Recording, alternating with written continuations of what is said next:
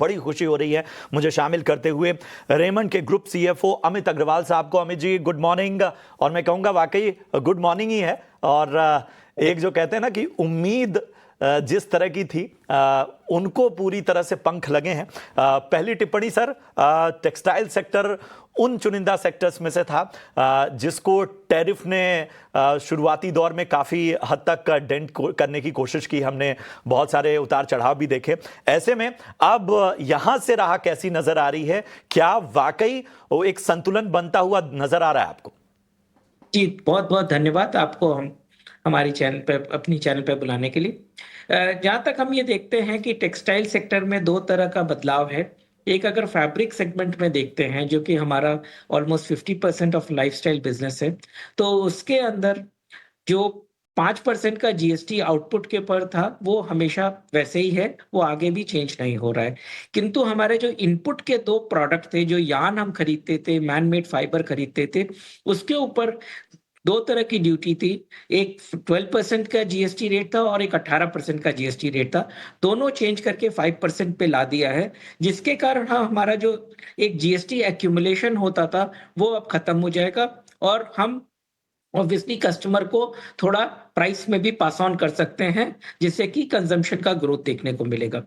दूसरी साइड अगर हम ये देखें तो आदमी एक हाउस होल्ड के लिए जो एसेंशियल के ऊपर जो खर्च करता था 18% 12% से जो 5% पे हो गया, उसके कारण उसके हाथ में disposable income cash available for spending on discretionary बढ़ जाता है। और जब डिस्क्रिशनरी बढ़ता है तो हमारे जैसे फैब्रिक्स हैं या अपैरल है, उसका कंजम्पशन, उसकी एबिलिटी खरीदने की बढ़ जाती है।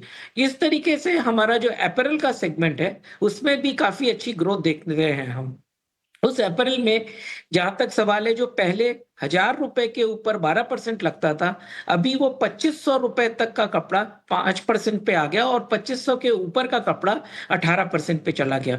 तो अगर आप देखें, जो कस्टमर जो बहुत ही प्रीमियम कस्टमर था उसको 12 से 18 में शायद उतनी तकलीफ नहीं होगी, बट एक जो मिडिल कस्टमर था जो कि स्ट्रगल करता था 5% से 12% में, उसके लिए एक कन्वीनियंस बहुत बड़ी आ गई और वो कंजम्पशन बहुत बड़ा इंप्रूवमेंट देखने को मिलेगा हम लोगों को।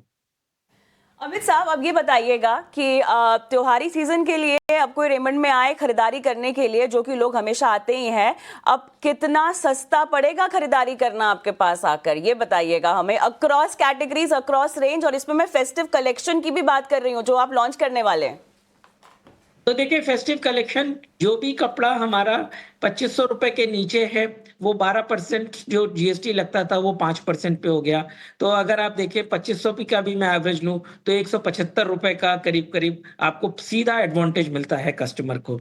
जहां तक फैब्रिक का सवाल है, वो प्रोड्यूस कर रहे हैं, हमने डिमांड बहुत अच्छी देखी। अगर हम अपनी बुकिंग करते हैं फैब्रिक्स और अपैरल में, पिछले साल के कंपैरिजन में इस साल में करीब करीब 11 से 12% की हमने वॉल्यूम ग्रोथ देखी है, जो कि अच्छा ड्राइव कर रहा है। प्लस हमने काफी अट्रैक्टिव प्राइस पॉइंट्स पे प्रोडक्ट लॉन्च किए हैं अपने फैब्रिक में, सिमिलरली अपैरल में, जो कि डायरेक्टली आप ये नहीं कह सकते कि प्राइस का डिस्काउंट है, रादर ये कह सकते हैं कि हमने बेहतरीन प्रोडक्ट एक ऑप्टिमम प्राइस पे लॉन्च किया है, जिससे कस्टमर को बहुत फायदा होगा।